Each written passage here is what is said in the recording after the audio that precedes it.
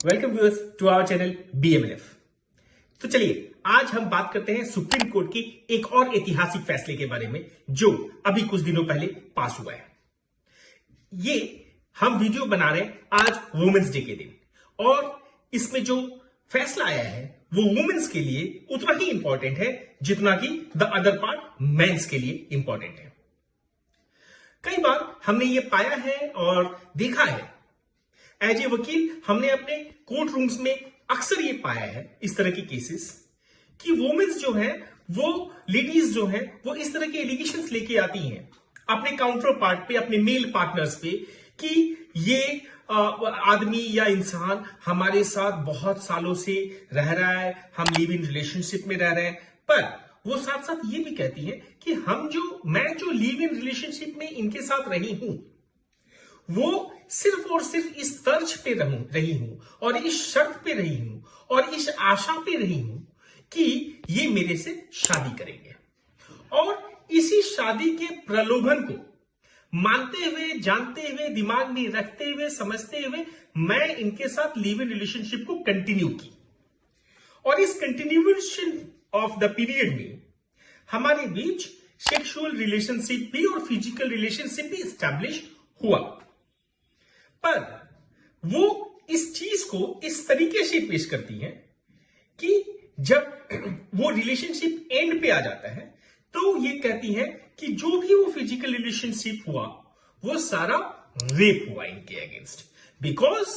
उसमें एक वादा था शादी का। तो अब इस तरह के सिचुएशन में एक केस हुआ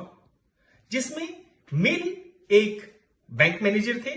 और फीमेल एक टीचर थे।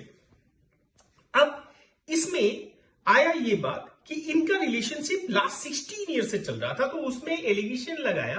टीचर ने, फीमेल ने, कि हमारा रिलेशनशिप लास्ट 16 ईयर से चल रहा है, हम लिव इन रिलेशनशिप में हैं और मैं लिव इन रिलेशनशिप में सिर्फ इसलिए थी क्योंकि इन्होंने मुझे शादी का प्रलोभन दिया हुआ था कि शादी ये मेरे से करेंगे और अब अंत में 16 साल बाद हमारा लिव इन रिलेशनशिप टूट रहा है और ये मेरे से शादी भी नहीं कर रहे और इसमें कई बार फिजिकल रिलेशनशिप एस्टेब्लिश हुआ है, so he should be found guilty of rape. तो इस पे ऑनरेबल सुप्रीम कोर्ट ने एक बड़ा फैसला सुनाया और कहा है कि अगर एक कंसिडरेबल लेंथ ऑफ पीरियड तक अगर कोई भी फीमेल या मेल लिव इन रिलेशनशिप में रहता है और उसमें बिना किसी रुकावट के और बिना किसी उस वक्त कोई ऑब्जेक्शन के अगर आप अपने फिजिकल रिलेशनशिप को कंटिन्यू करती हैं तो ये बिल्कुल भी रेप के डेफिनेशन में नहीं आता।